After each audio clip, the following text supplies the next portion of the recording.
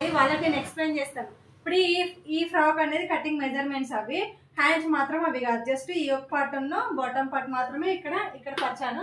దాని తర్వాత మెజర్మెంట్స్ వచ్చేసి ఇది వచ్చేసి పెద్ద వాళ్ళది, అది చిన్న వాళ్ళది, అంటే ఒక 10 to 9 అంతే, 12 years కూడా 10 to 9 వాళ్ళది మెజర్మెంట్ ఎలా పెట్టుకోవాలని చెప్తాను.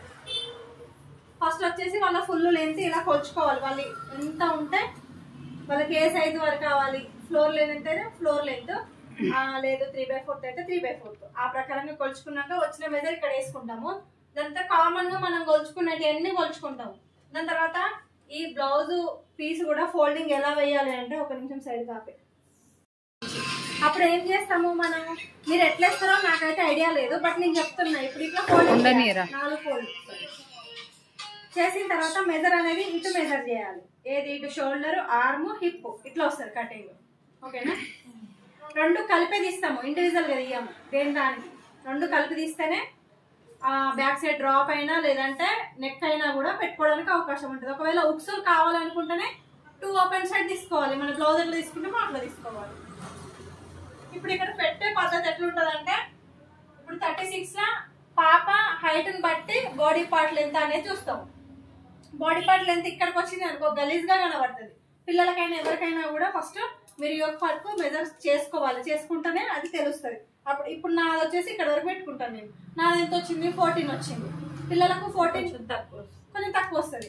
ఇప్పుడు ఈ పార్ట్ ఎక్కువైంది అనుకో కింద అందం పోతుంది అన్నట్టు, కాబట్టి నేను 10 పెట్టాను. ఆ 36 సైజ్ వాళ్ళ పాపకి 10 పెట్టాను. 10 కు ఖర్చు +1 11 పెట్టినా మొత్తం లెంత్. 11 తర్వాత షోల్డర్ వచ్చేసి 13.5 వచ్చింది కదా, అందులో వాళ్ళు డీప్ నెక్ అడుగుతున్నా 4.5 పెట్టాను.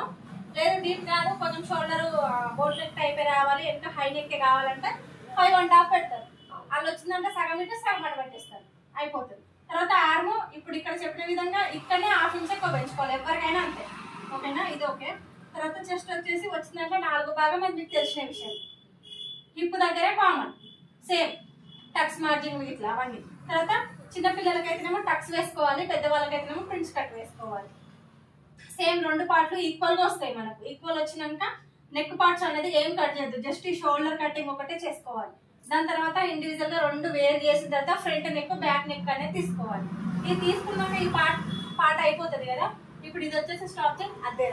ఓకేనా, చూడండి ఇది సింగిల్ గేరాకి యూజ్ అవుతుంది. ఓకేనా, ఇది ఇప్పుడు 2 ఓపెన్ సైడ్ కుడి సైడ్ ఉండాలి, 2 క్లోజ్ ఎడమ సైడ్ ఉండాలి. ఇప్పుడు ఈ కుడి సైడ్ తీసుకువెళ్ళి ఇలా క్రాస్ లో వేస్తే కోన్ షేప్ అనేది వస్తుంది. ఇట్లా కోన్ షేప్ అనేది వస్తుంది. ఇట్లా ఈ కోన్ షేప్ అనేది ఇక్కడ వస్తుంది అన్నమాట. ఇది ఈ హిప్, ఈ కోన్ షేప్ అనేది ఇలా వస్తుంది. వచ్చినప్పుడు ఏం చేయాలి, ఇప్పుడు ఈ కోన్ షేప్ దగ్గర నుంచి ఇక్కడ హిప్ తీసుకోవాలి. ఈ హిప్ భాగము ఇది. ఓకేనా, ఈ హిప్ భాగం నుంచి ఇక్కడ తీసుకున్న తర్వాత లెంత్ ఈ హిప్ కాడ నుంచి కొలుసుకోవాలి కిందికి ఎంత లెంత్ కావాలండి. ఇప్పుడు మనం ఇక్కడ 36 పెట్టినాం కదా వాళ్ళ మొత్తం లెంత్. సో వాళ్ళ యొక్క పార్ట్ మెజర్ ఎంత, 10 + 1 ఇది ఖర్చు. మనం యాడ్ చేసిన ఖర్చు ఇందులో యాడ్ చేయొద్దు, దీనికి మెజర్ చేయొద్దు. 10 మెజర్ చేయాలి, 11 అస్సలు మెజర్ చేయొద్దు. అప్పుడు చేసేమైతే ఫ్రాక్ అనేది తక్కువ అయిపోతుంది.